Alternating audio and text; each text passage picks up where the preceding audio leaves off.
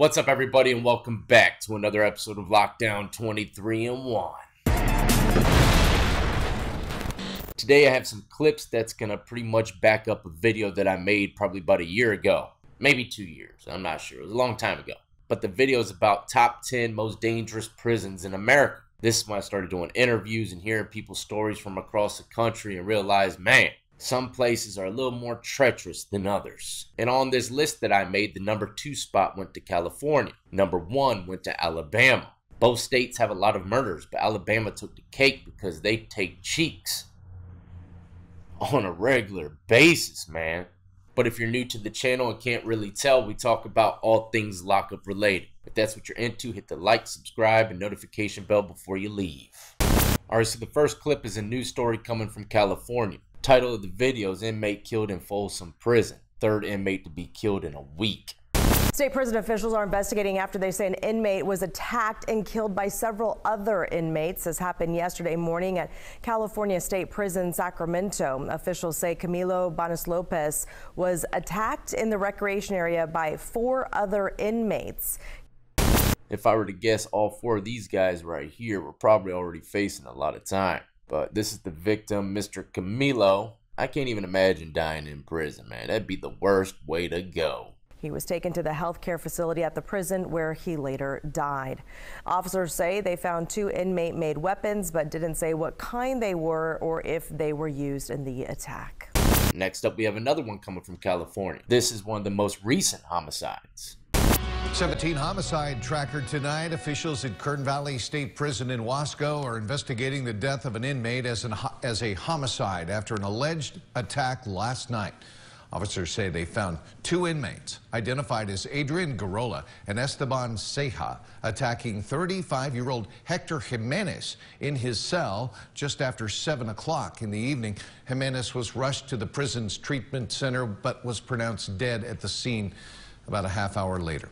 Well, this is a news article that says something a little bit different. It says officials are investigating the death of a Kern Valley State Prison inmate as a homicide after he was allegedly attacked by 2 other inmates. The California Department of Corrections and Rehabilitation said on June 24th, Hector Jimenez, 35, was allegedly attacked and killed by inmates Adrian Garola and Esteban Ceja in the day room.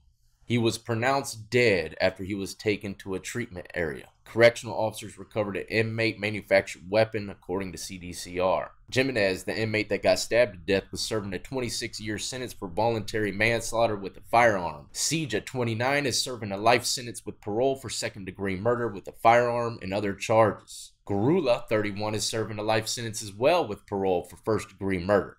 And this news article is saying that he died in the day room. Maybe it started in the cell and dude ran into the day room and they just finished a job right there. But can you imagine chilling in prison, probably sitting there writing a letter to your old lady? Or maybe you're bubbling in the canteen list. And then all of a sudden you see someone get stabbed to death in the pod right in front of you. And people think that we can just come out and hit these streets and start working a 9 to 5 like nothing happened. The things people see in prison will definitely haunt them for a long time.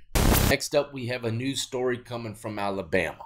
Alabama prison crisis continues with 4th homicide at Donaldson. Article written 6/17/22. Mitchell Cosby, 41, was stabbed to death Wednesday at Donaldson Correctional Facility near Birmingham, Alabama. Mr. Cosby is at least the 4th incarcerated person killed at Donaldson in the past 4 months. On February 22nd, Barry Gardner was stabbed to death in Donaldson dormitory. Dormitory. Y'all know what a dorm is, right? A whole bunch of bunks and a whole bunch of people, so that means everybody's seen this man get stabbed to death. That's some straight medieval ancient shit, where people crowd around to see people get put to death. That's pretty much the same damn concept. On February 24th, Victor Russo died after suffering blunt force trauma injuries from being struck in the head by a senior officer at the prison.